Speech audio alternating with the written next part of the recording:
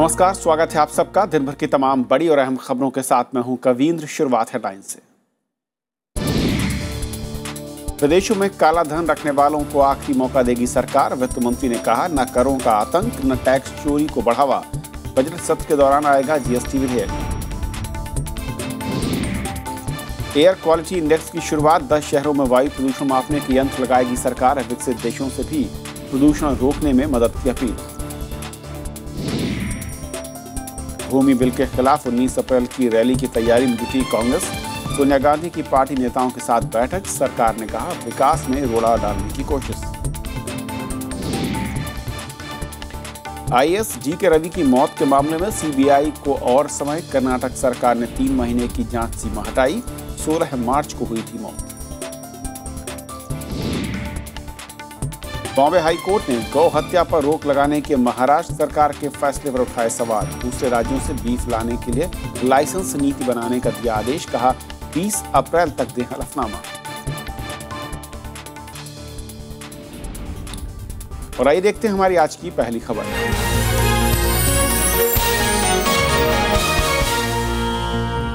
सरकार विदेशों में कालाधन का खुलासा करने वालों को लेकर नरम रुख दिखाएगी। भारतीय उद्योग परिसंघ यानी सीआईआई के सम्मेलन में केंद्रीय वित्त मंत्री अरुण जेटली ने कहा है कि कर सुधारों से आतंकित होने की जरूरत नहीं है। साथ ही उन्होंने काले धन से जुड़ी जानकारी हासिल करने के लिए G20 देशों के साथ समझौते की बात भी कही। इससे काले धन पर पुख्ता तरीके से रोक लग सकेगी। वित्त मंत्री अरुण जेटली ने काले धन से जुड़े कानून में विदेशों में रखे धन का खुलासा करने के लिए उचित व्यवस्था का वादा किया है। वित्त मंत्री ने कहा कि भारतीय अर्थव्यवस्था को निवेश की जरूरत है। ऐसे में सरकार सख्त कर नीति नहीं अपना सकती। उद्योग संगठन सीआईआई के कार्यक्रम में अरुण जेटली ने कहा कि भारत में वैध कर की जरूरत को कर आतंक नहीं माना जाना चाहिए।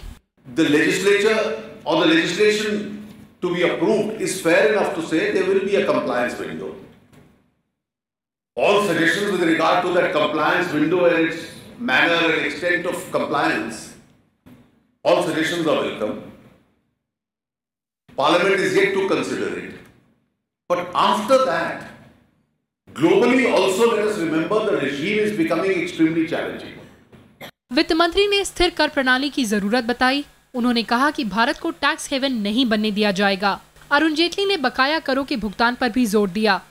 वित्त मंत्री का ये बयान ऐसे वक्त आया है जब करीब 100 विदेशी संस्थागत निवेशकों को करीब 60,000 करोड़ रुपए जमा करने का नोटिस मिला है। Even when legitimate taxes are demanded, where courts have settled issues, even though there may be demands of the past, amendments have been made for the future. If people are aggrieved, they have a right to challenge it. But having lost in court, you can't refer to the process as tax terrorism. वित्त मंत्री ने पिछले महीने काले धन से जुड़ा विधेयक लोकसभा में पेश किया था। इसमें 300% जुर्माना और 3 से 10 साल तक की सजा का प्रावधान है। वित्त मंत्री ने वस्तु और सेवा कर यानी जीएसटी पर संविधान संशोधन विधेयक को बजट सत्र के दूसरे हिस्से में लोकसभा में पेश करने की बात भी कही। उन्होंने कहा कि ये देश में कर ढांचे को व्यवस्थित करने के लिए महत्वपूर्ण सुधारों में से एक है। जेटली ने कहा कि वैश्विक स्तर पर सरकारें करों में पारदर्शिता लाने की ओर बढ़ रही हैं। साथ ही G20 के प्रावधानों के तहत सूचना में आदान प्रदान की व्यवस्था और मजबूत होगी। लेकिन देखना है कि ये उपाय काले धन से निपटने में कितने कारगर साबित होंगे। दिल्ली से राज्यसभा टीवी के लिए कृति मिश्रा। और इस पूरे मसले पर और बातचीत करेंगे और समझने की कोशिश करेंगे कि वित्त मंत्री महोदय जिस सिस्टम की बात कर रहे हैं, टैक्स सिस्टम की, उसके फायदे क्या होने वाले हैं और उसमें किस तरह की खामियों की तरफ इशारा करता विपक्ष नजर आ रहा है। बात होगी। प्रांजल शर्मा हमारे साथ हैं, वरिष्ठ पत्रकार हैं। प्रांजल, स्वागत है आपका। सबसे पहले तो जो एक लाइन वित्त मंत्री महोदय कह रहे हैं कि बहुत सख्ती नहीं होनी चाहिए, लेकिन क्या इसके संकेत ये माने जाए या जिस तरीके की बातें कुछ नेता आरोप लगाते हैं कि सरकार ब्लैक मनी रखने वालों के खिलाफ नरम रवैया अख्तियार कर रही है, लेकिन आर्थिक कानून के लिहाज से मायने क्या है इसके? देखिए, जो वित्त मंत्री ने कहा है, उन्होंने नरमी इस बूते पर बताई है कि अगर ये जो नया कानून आ रहा है उसके तहत अभी भी लोगों के पास समय है कि वो डिक्लेयर कर दें कि किसके पास विदेश में काला धन है। देखिए, विदेश में धन होना, बैंक अकाउंट होना अपने आप में जुर्म नहीं, क्योंकि कई कैटेगरीज हैं जिसमें आप विदेश में खाता खोल सकते हैं, लेकिन आपको ये बताना होगा कि उस खाते में का पैसा आया कहाँ से और आपके पास एक कानूनी ज़रूरत है क्या इस खाते को खोलकर उसमें पैसे रखने की। जैसे एक्सपोर्टर हैं, जो विदेशी निवेशक हैं, जो देसी कंपनियां हैं जो बाहर कारोबार करती हैं, उनको भी जाहिर सी बात है उनको बाहर अपना बैंक अकाउंट रखना पड़ेगा। यहाँ काले धन की बात है कि काला धन जो आपने विदेशों में रखा है और काला धन जो देश में रखा है, इस पर नकेल कसी जा रही है, जो काफ़ी हद तक ठीक है। लेकिन इसमें जो एक विंडो दी गई है, डिक्लेरेशन की विंडो, उसको लेकर सरकार के मंसूबों पर कई लोग सवाल खड़े कर रहे हैं। आपकी नज़र में ये जो नया विधेयक है, ये कितना पुख्ता है और किस तरीके से ब्लैक मनी के इस पूरे सिस्टम पर शिकंजा कर सकता है? देखिए, कुछ हद तक कर सकता है, क्योंकि सिर्फ आप ये कह के कि अगर आपके पास अकाउंट बाहर है आप डिक्लेयर कर दीजिए, कुछ लोग कर पाएंगे, लेकिन जो पूरा काला धन है उसकी एक पूरी चेन होती है। कहाँ से काला धन की उपज होती है, उस उपज को का जो धन है वो कहाँ रखा जाता है, कि आप देश में रखते हैं कि आप विदेश में रखते हैं, और देश से विदेश पहुंचता कैसे है, और जब बाहर पहुंच जाता है तो कहाँ रखा जाता है। ये पूरी जो एक सूची है, जो पूरी लाइन है, इस पर सरकार को नज़र रखनी पड़ेगी। जब तक ये पूरी तरह से नहीं देखा जाएगा तो सिर्फ लोगों को डिक्लेयर करने के कहने के लिए कि आप डिक्लेयर करिए, सिर्फ उससे पूरी तरह से कारगर साबित नहीं हो पाएगी। और जब वित्त मंत्री ये कहते हैं कि टैक्स का आतंक भी नहीं होना चाहिए, इसके मायने क्या हैं? टैक्स का आतंक का मतलब है कि आप ज़बरदस्ती लोगों पर हर छोटी चीज़ पर आप टैक्स नहीं लगाएं, क्योंकि कुछ कारोबार ऐसे होते हैं जहां पर आप कहें कि नहीं, हमको जिस चीज़ से आपको फ़ायदा हुआ है उस पर हर चीज़ पे हमको टैक्स लगाना पड़ेगा। तो एक टैक्स का डर बन जाता है। जो विदेशी निवेशक हैं कह रहे हैं कि आप एक हद तक टैक्स हमसे ले लीजिए, देसी कंपनी भी कहती हैं कि आप हमसे टैक्स ले लीजिए, लेकिन ऐसा मत लीजिए कि इतना हमारा बोझा बन जाए कि हम लोग खुद ही पूरी तरह से ढह जाएं। तो एक वो डर उन्होंने हटाने की बात की है। ये पुराना केस आपको याद होगा जिस पर पूरी टैक्स टेररिज्म की बात उठी थी वोडाफोन पर, कि वोडाफोन का जो कारोबार हुआ था उस पर कुछ ऐसी बारीकियों पर जो इनकम टैक्स विभाग है उसने पूरा केस लगा दिया था कि अब आप हमको $3 बिलियन आप वापस करिए। लेकिन अब सरकार का कहना है कि हम जो पहले हो चुका है उस पर टैक्स नहीं लगाएंगे। वो टैक्स टेररिज्म है। टैक्स टेररिज्म का मतलब, मान लिया 10 साल पहले कोई डील हुई या 5 साल पहले डील हुई, आज किसी ने सो के जगह और बोला कि हमने, देखिए हमको ध्यान आया आपने वो कई हजार करोड़ की डील की थी, अब उस पर टैक्स दो। अगर सरकार उस समय नहीं जगी तो अब आप पुरानी चीज़ों को मत उखाड़िए, आप नए कानून ऐसे बनाइए जिस आगे जो भी हो उस पर टैक्स करे, जिससे आज अगर कोई भी कारोबार करे, कोई भी डील करे, खरीद फरोख्त करे, उसको पता हो कि अगर वो ये कदम उठाएगा तो उस पर इतना टैक्स पड़ेगा। तो क्या माना जाए कि निवेशकों को एक जो डर था और जिस तरीके का एटमॉस्फेयर था उसको सुधारने की दिशा में ये पूरी कवायद चल रही है? काफ़ी हद तक। देखिए, सबसे बड़ी एक जो शिकायत निवेशकों की पिछले कुछ सालों में आई है कि आप एक ऐसा माहौल करिए जिसके बारे में हमको अगले 5 साल या 10 साल की स्थिति पता हो। आप जो भी व्यवस्था बनाएं, व्यवस्था ऐसी बनाएं जिसमें आप हर साल, हर 6 महीने में बदलाव नहीं करें, क्योंकि जो भी पैसा लगाता है वो, जैसे अगर हम लोग एक इंडिविजुअल घर भी जब खरीदता है, अपनी पूरी जमाई जो कमाई है वो उसको घर में लगाता है, अगर हर 2 महीने में अगर जो घर आपको बेच रहा है उसमें कोई कानूनी फेरबदल कर दे, कायदे नियम बदल दे, तो दिक्कत होगी। उसी तरह से निवेशक भी कहते हैं कि आप हमको 10 साल का पूरे कानून बता दीजिए, हम उसके सहारे चलेंगे। लेकिन ये नहीं कि जैसे हमने पहला कदम रखा आपने दूसरी चीज़ बदल दी, तीसरा कदम रखा आपने कुछ और बदल दिया। ये ना करें, एक प्रेडिक्टेबिलिटी लाएं जिससे हम अगर काम करें, निवेश करें, फैक्ट्री लगाएं, नौकरियां बढ़ाएं, तो हम पूरी सोच समझ के लगाएं कि आगे ये बदलाव नहीं होगा। प्रांजल, बहुत बहुत शुक्रिया तमाम तकनीकी पहलुओं को समझाने के लिए आपका। धन्यवाद। ये थी हमारी पहली खबर। छोटा सा ब्रेक, और ब्रेक के उस पार दिन भर की दूसरी बड़ी खबर।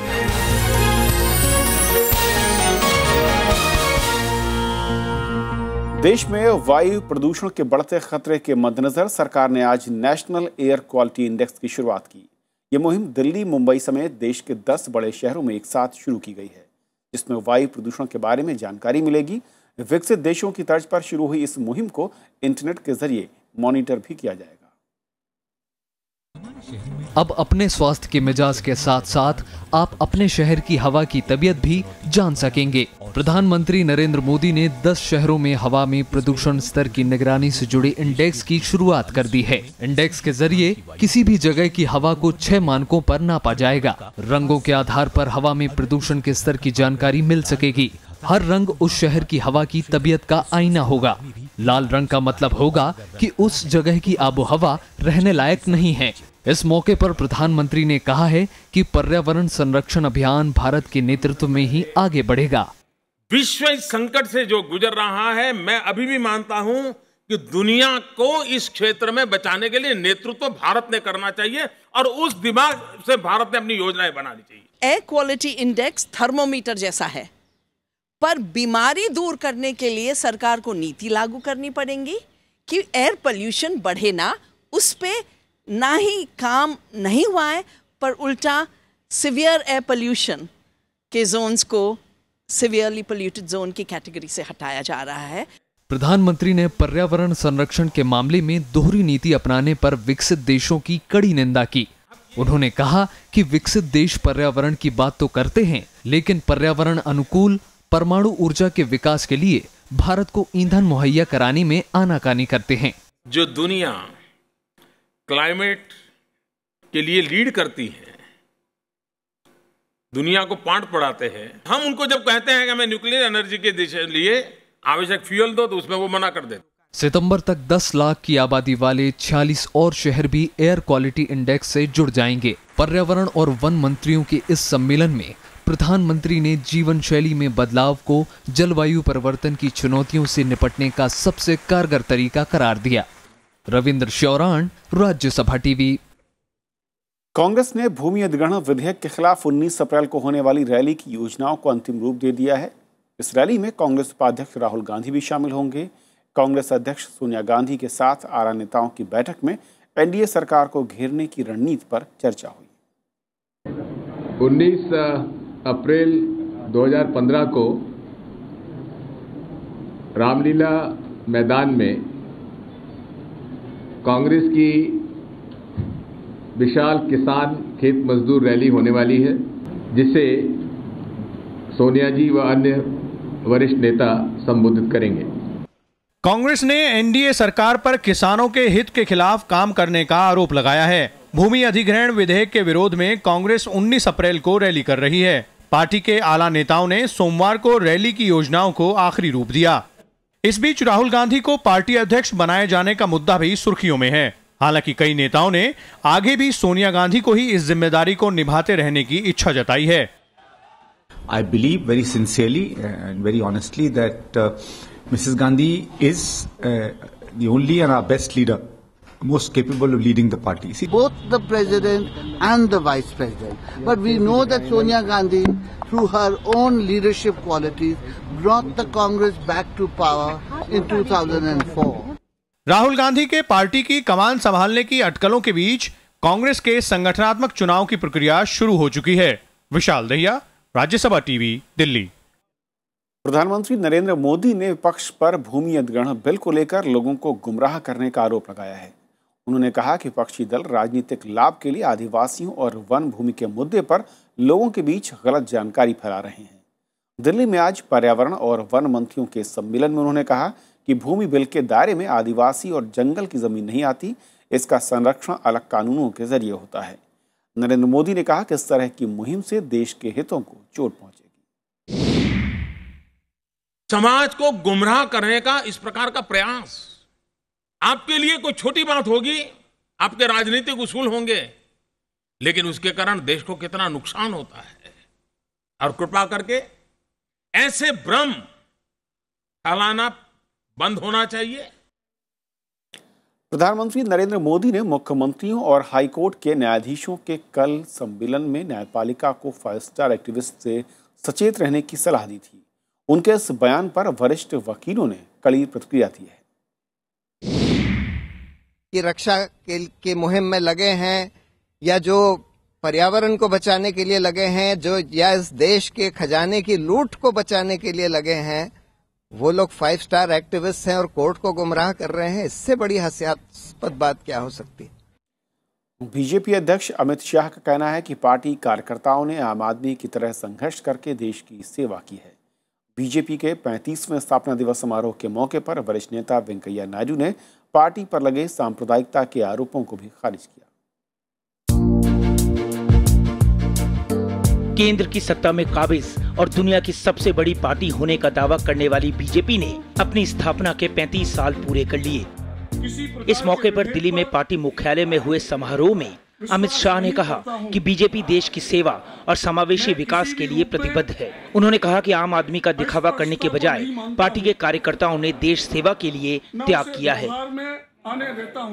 आज कुछ लोग बात करते हैं आम आदमी होने की, मैं उनको बताने चाहता हूं कि हमारे पास तो ऐसा नेता थे जिनके जन्म से मृत्यु लेख तक कभी बैंक अकाउंट ही नहीं रहा। हमारे पास ऐसा नेता थे जिनका जीवन में कभी घर नहीं बना, देश का परिवार ही उनका परिवार रहा, पूरा जीवन न्यौछावर किया। इस मौके पर बीजेपी के पूर्व राष्ट्रीय अध्यक्ष वेंकैया नायडू ने जजों के सम्मेलन को सांप्रदायिक रंग देने के लिए विपक्षी दलों की निंदा की। इसके पहले भी गुड फ्राइडे के दिन में चीफ जस्टिस का कॉन्फ्रेंस हो चुका है। केटी थॉमस जी ने, रिटायर्ड जज ने भी कहा भी है। मुझे उससे भी आश्चर्य, उसको सेक्युलरिज्म के साथ जोड़ना। कुछ लोग सरकार के ऊपर हमला करने के लिए इसको भी कुछ लोग प्रयोग कर रहे हैं, बाहर का लोग, जजेस नहीं, कुछ बाहर का लोग। देखिए कितना ये लोग ऐसा प्रचार करते हैं। 6 अप्रैल 1980 को अस्तित्व में आई बीजेपी के पहले अध्यक्ष अटल बिहारी वाजपेयी थे। 1984 के लोकसभा चुनाव में पार्टी को सिर्फ 2 सीटें मिली थी, जबकि 2014 के आम चुनाव में पार्टी को 282 सीटें हासिल हुई। केंद्र की सत्ता के अलावा 8 राज्यों में बीजेपी के मुख्यमंत्री हैं, जबकि गठबंधन मिलाकर कुल 12 राज्यों में बीजेपी की सरकार है। Pranav Goswami, Rajya Sabha TV. Bombay high court ने सिर्फ गाय और बैल की हत्या पर रोक लगाने को लेकर महाराष्ट्र सरकार के फैसले पर सवाल उठाया है। कोर्ट ने राज्य सरकार से पूछा है कि सिर्फ गाय, बैल और भैंस की हत्या पर ही प्रतिबंध क्यों लगाया गया, जबकि बकरी और दूसरे जानवरों के मांस पर किसी तरह का बैन नहीं है। कोर्ट ने राज्य सरकार को दूसरे राज्यों से बीफ लाने के लिए लाइसेंस नीति बनाने को भी कहा। कोर्ट ने इस मामले में राज्य सरकार को 20 अप्रैल तक हलफनामा दाखिल करने को कहा है। हाई कोर्ट पाबंदी से जुड़े कानून को चुनौती देने वाली कई याचिकाओं पर सुनवाई कर रहा है। मध्य प्रदेश के मुरैना में सिपाही को डंपर से कुचलने की एसआईटी जांच होगी। मुख्यमंत्री शिवराज सिंह चौहान ने आज इसका ऐलान किया। वहीं भोपाल में कांग्रेस ने इस घटना के खिलाफ प्रदर्शन किया। उसका आरोप है कि बीजेपी की मिलीभगत के चलते खनन माफियाओं के हौसले बुलंद हैं। कांग्रेस ने पुलिस कांस्टेबल को ट्रक से कुचलने के खिलाफ सोमवार को भोपाल में प्रदर्शन किया। पार्टी ने राज्य सरकार पर खनन माफियाओं के खिलाफ कार्रवाई नहीं करने और शह देने का आरोप लगाया है। उसने दोषियों के खिलाफ कड़ी कार्रवाई की मांग की है। फिर से कर्मठ हमारा पुलिस का सिपाही मारा गया। ये एक पूरी माफिया है भाजपा जिनको शरण दी हुई है, और स्वयं लेबर मिनिस्टर यहाँ पर जो हैं नरेंद्र सिंह तोमर, यहाँ से वो सांसद रह चुके हैं, उन्हीं का इलाका है। इस बारे में सख्त कार्रवाई की जाना चाहिए। मुख्यमंत्री शिवराज सिंह चौहान ने इस मुद्दे पर उच्च स्तरीय बैठक की और अधिकारियों को 15 दिन में रिपोर्ट देने को कहा। मुख्यमंत्री ने इसकी एसआईटी जांच का ऐलान किया है और ऐसे मामलों से सख्ती से निपटने के निर्देश भी दिए हैं। एसआईटी का आज गठन हो जाएगा। एसआईटी को 15 दिन के अंदर अपनी रिपोर्ट देनी है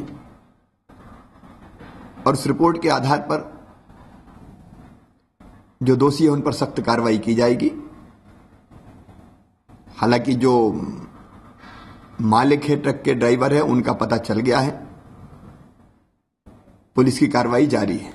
पुलिस कांस्टेबल धर्मेंद्र चौहान ने मुरैना में रविवार को रेत से भरा ट्रक रोकने की कोशिश की थी। इस दौरान ट्रक की चपेट में आने से उनकी मौत हो गई। घटना के बाद ड्राइवर मौके से फरार हो गया था। पुलिस ने गैर इरादतन हत्या का मामला दर्ज किया है। मुरैना अवैध खनन को लेकर काफी बदनाम रहा है। मार्च 2012 में रेत माफिया पर कार्रवाई के दौरान आईपीएस नरेंद्र कुमार की जान चली गई थी। Bureau report, Rajya Sabha TV. उधर कर्नाटक सरकार ने आईएएस डीके रवि की मौत की जांच के लिए 3 महीने की तय समय सीमा हटा ली है। सीबीआई ने आईएएस डीके रवि की मौत की जांच तय समय सीमा में करने से इनकार कर दिया था। सीबीआई ने अपना पक्ष रखते हुए कहा कि कानून में ऐसा कोई प्रावधान नहीं कि किसी मामले की जांच निश्चित अवधि के अंदर पूरी की जाए। राज्य सरकार ने सीबीआई के सामने 3 महीने में जांच पूरी करने का प्रस्ताव रखा था। राज्य सरकार ने परिजनों, पार्टी और विपक्ष की मांग मानते हुए मामले की जांच सीबीआई को सौंपने का फैसला किया था। डीके रवि 16 मार्च को बेंगलुरु स्थित अपने घर में मृत पाए गए थे। और बात यमन की, जहां पर गृह युद्ध में फंसे भारतीय नागरिकों की वापसी का पहला दौर पूरा हो गया है। वहां से तकरीबन 3000 लोगों को भारत में उनके गृह शहर या उनके करीब तक लाया गया। प्रधानमंत्री नरेंद्र मोदी ने इस कामयाबी के लिए ट्वीट करके भारत सरकार से जुड़े विभिन्न महकमों और संबंधित राज्य सरकारों की भूमिका की तारीफ की। मध्य पूर्व एशियाई मुल्क यमन से वे सभी भारतीय नागरिक वापस आ चुके हैं जिन्होंने इसके लिए भारतीय दूतावास से गुजारिश की थी। इस काम में वायुसेना, नौसेना और जहाजरानी मंत्रालय के अलावा विदेश मंत्रालय ने अहम भूमिका निभाई। Today evening, I think almost all Indians, including some other foreigners also, who were in desperate condition, have been shifted without single injury, single loss of life. विदेश मंत्रालय का कहना है कि बाद में और अनुरोध आने पर जरूरी कदम उठाए जाएंगे। पहले चरण में भारत ने कुछ अन्य देशों के लोगों को भी यमन से बाहर निकाला है। यमन में फंसे अपने नागरिकों को निकालने के लिए अमेरिका, जर्मनी, फ्रांस और बांग्लादेश सहित 23 देशों ने भारत से मदद की मांग की है। 1 अप्रैल 2015 को यमन से भारतीय लोगों को बाहर निकालने का काम शुरू किया गया था। अखिलेश सुमन, राज्यसभा टीवी। यमन में विद्रोहियों के खिलाफ पड़ोसी देश सऊदी अरब ने पाकिस्तान से सैनिक सहयोग की गुजारिश की है। सऊदी अरब ने पाकिस्तान से सैनिक, युद्धपोत और लड़ाकू विमानों की मांग की है। इसे लेकर पाकिस्तान की संसद के दोनों सदनों की संयुक्त बैठक में बहस चल रही है, लेकिन कोई नतीजा नहीं निकला है। सऊदी अरब खुद यमन विद्रोहियों पर पिछले 12 दिनों से हमले कर रहा है, लेकिन अभी तक उन पर काबू नहीं पाया जा सका है। इससे पहले अफगानिस्तान में सोवियत संघ और बाद में तालिबान के खिलाफ लड़ाई में अमेरिका ने पाकिस्तान की प्रत्यक्ष या परोक्ष मदद ली थी। Saudi leadership expressed appreciation for Pakistan's unreserved support to Saudi Arabia's territorial integrity and expressed the hope that Pakistan would join the coalition for Operation Decisive Storm by contributing aircraft, naval vessels and ground troops. Malaysia में हो रहे Sultan Azlan Shah hockey tournament के दूसरे match में आज New Zealand ने भारत को 2-1 से हरा दिया। न्यूजीलैंड की ओर से कप्तान साइमन चाइल्ड और एंडी हेवार्ड ने एक गोल किया, जबकि भारत की ओर से 43वें मिनट में स्ट्राइकर आकाशदीप सिंह ही गेंद को गोल पोस्ट में डाल सके। टूर्नामेंट के पहले मैच में भारत ने दक्षिण कोरिया के खिलाफ ड्रॉ खेला था। पूर्व केंद्रीय मंत्री और कांग्रेस नेता राजीव शुक्ला को दोबारा आईपीएल का चेयरमैन नियुक्त किया गया है। बीसीसीआई ने प्रेस रिलीज जारी कर ये जानकारी दी। राजीव शुक्ला ने 2013 में स्पॉट फिक्सिंग विवाद के चलते आईपीएल चेयरमैन पद से इस्तीफा दिया था। आईपीएल का 8वां सीजन बुधवार से शुरू हो रहा है। राष्ट्रपति प्रणब मुखर्जी ने आज भूविज्ञान के क्षेत्र में उल्लेखनीय काम करने वाले 23 वैज्ञानिकों को पहली बार राष्ट्रीय भूविज्ञान पुरस्कार से सम्मानित किया। राष्ट्रपति ने जलवायु परिवर्तन और दूसरी चुनौतियों के बीच भूवैज्ञानिकों की भूमिका को अहम बताया। राष्ट्रपति भवन में हुए एक समारोह में केंद्रीय इस्पात और खान मंत्री नरेंद्र सिंह तोमर और मंत्रालय के अधिकारी मौजूद थे। तो खबरों के आज के सफर में बस इतना ही, लेकिन चलते चलते छोड़ जाते हैं देश और दुनिया की कुछ और बड़ी खबरों के साथ। नमस्कार। उमर अब्दुल्ला की अगुवाई में नेशनल कॉन्फ्रेंस ने आज जम्मू कश्मीर विधानसभा से वॉकआउट किया। राज्य में बाढ़ और बारिश से पीड़ित लोगों को राहत के मसले पर एनसी सरकार से सफाई चाहती थी। कांग्रेस समेत तमाम विपक्षी दलों ने सरकार पर बाढ़ पीड़ितों तक राहत सामग्री पहुंचाने में नाकाम रहने का आरोप लगाया। पीपुल्स डेमोक्रेटिक पार्टी के प्रवक्ता समीर कौल ने पार्टी से आज इस्तीफा दे दिया। उन्होंने कहा कि पार्टी ने क्षेत्रीय राजनीति के समझौते किए हैं। कौल ने कहा कि मौजूदा दौर की राजनीति में हो रहे समझौते कश्मीरियत के लिए ठीक नहीं हैं। पाकिस्तानी सुरक्षा बलों ने अंतर्राष्ट्रीय सीमा पर गोलाबारी कर एक बार फिर युद्ध विराम का उल्लंघन किया। बीती रात पाकिस्तानी रेंजरों ने आरएसपुरा सेक्टर के अग्रिम चौकियों पर कई राउंड की फायरिंग की। गोलीबारी में किसी के हताहत होने की कोई खबर नहीं है। राजस्थान विधानसभा में कांग्रेस ने आज किसानों की खुदकुशी और मुआवजे को लेकर सदन से वॉकआउट किया। विपक्ष ने सदन के अध्यक्ष कैलाश मेघवाल के खिलाफ उनकी बात न सुनने का आरोप लगाया। सदन की कार्रवाई 4 दिन के अवकाश के बाद आज शुरू हुई थी। गोवा क्राइम ब्रांच ने फैब इंडिया के मुख्य कार्यकारी अधिकारी सुब्रत दत्ता और मैनेजिंग एडिटर लिवियम विसेल के खिलाफ समन जारी किया है। गोवा पुलिस ने कल फैब इंडिया के अधिकारियों से पूछताछ भी की थी। पूछताछ केंद्रीय मंत्री स्मृति ईरानी के ट्रायल रूम के बाहर कैमरे लगे होने की शिकायत के बाद की गई। दिल्ली में बीती रात तुर्कमान गेट पर रोड रेस के दौरान एक शख्स की पीट कर हत्या कर दी गई। हत्या का आरोप बिल्डर माफिया अमीन पहलवान पर है। इस मामले में पुलिस ने एक आरोपी को गिरफ्तार कर लिया है। मामले में पुलिस 4 और आरोपियों की तलाश कर रही है। कारोबारी हफ्ते के पहले दिन शेयर बाजार में भारी बढ़त दर्ज की गई। सेंसेक्स 244 अंकों की बढ़त के साथ 28,504 अंक के स्तर पर बंद हुआ। वहीं निफ्टी 74 अंकों की बढ़त के साथ 8,660 अंक पर बंद हुआ। बांग्लादेश की सुप्रीम कोर्ट ने इस्लामाबाद नेता मोहम्मद कमरुज़्ज़मा की मौत की सजा के खिलाफ याचिका को खारिज कर दिया। 2013 में अदालत ने कमरुज़्ज़मा को 1971 में बांग्लादेश की लड़ाई के दौरान हुए नरसंहार मामले में फांसी की सजा सुनाई थी। भारत की सानिया मिर्जा और स्विट्जरलैंड की मार्टिना हिंगिस ने मियामी ओपन जीत लिया है। सानिया के करियर का यह 25वां डबल्स खिताब है। शीर्ष वरीयता वाली सानिया और हिंगिस की जोड़ी ने रूस की एकातेरिना मार्कानोवा और एलेना वेज़नेना की जोड़ी को 7-5 और 6-1 से हराया।